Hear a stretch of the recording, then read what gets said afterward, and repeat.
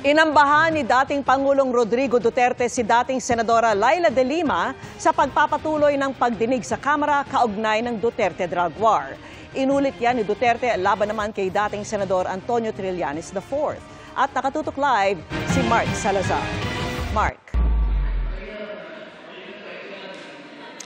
Vicky, nag-init ng husto ang ulo ni dating Pangulong Rodrigo Duterte nang dumalo sa Quadcom hearing si dating Senador Antonio Trillanes. Inungkat kasi ni Trillanes yung dati pang plunder case na isinampa niya laban kay Duterte at ang hamon niya noon, hamon niya pa rin ngayon na pumirma ng waiver si Duterte para maungkat ang kanyang mga bank account. Panoorin natin muli ang mainit na palitan sa pagitan ng dalawa. Mas maganda kung ma-draft na po natin yan ngayon para papirmahan niya yan dito, no? Para wala nang alibay. Anong kapalit, sir? Hindi. Sampalin ko siya sa publiko. Hindi, wala naman. Hindi, ngayon na. Wala pong galunan. Mr. Chairman. I'll give you, sasampalin ko sa Mr. Chairman. Session suspended. Session suspended.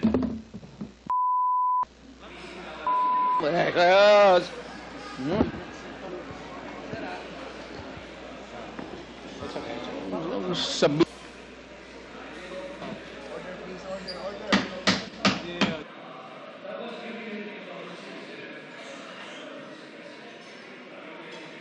Bago pa maambahan si dating Senador na Trillanes ay naambahan na rin ni Duterte si dating Senadora Laila De Lima. Pagsapit ng dilim, gumaspang ang sagutan sa pagdinig ng Quad Committee ng Kamara. Pero pinakamainit na siguro ang palitan sa pagitan ni dating Pangulong Rodrigo Duterte at dating Senador Laila De Lima. Sa parting tinawag ni De Limang sinungaling si Duterte sa pagsasabing hindi siya kilala nito at ni ayaw banggitin ang pangalan niya sa pagdinig. May puntong inambahan pa ni Duterte si De Lima. He's lying when he said that he does not know Laila De Lima. Noon pong first SONA, di ba? Linapitan niya ako. Kinamayan pa niya ako. So hindi niya ako kilala. Iba ng hairdo niya eh. I'm just reminding the resource person. So, the next to interpolate is...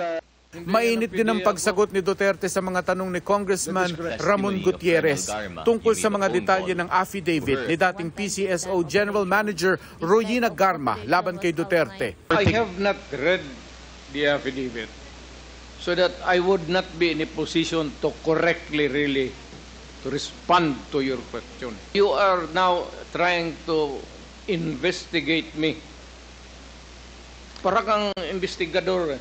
You're trying to confront me with the statements made in that affidavit, and you're trying to exact an answer from me.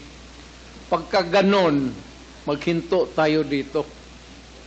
That is not proper. Mr. That President. is not fair. Mr. President, we're not... Titindig ako dito.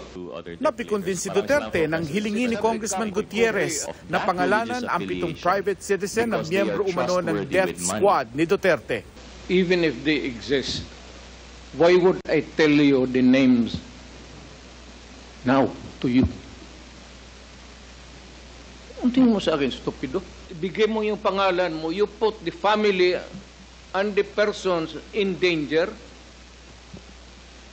Mr. President. But the proper question, ganon? Sa pagtatanong naman ni Congresswoman Jervil Luistro, inako ni Duterte ang legal na responsibilidad sa mga pagpatay sa ilalim ng kanyang war on drugs. Considering your statement of taking full legal responsibility both to legal and illegal activities, can I equate this statement of yours to an extrajudicial confession of guilt? Well, in a sense, yes. Wala na akong magawa eh.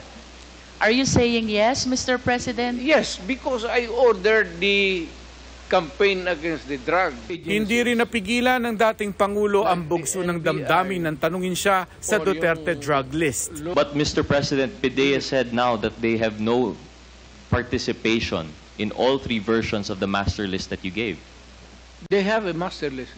Hindi pwedeng hindi. Bobo ito mga kung hindi nila ginawa yun.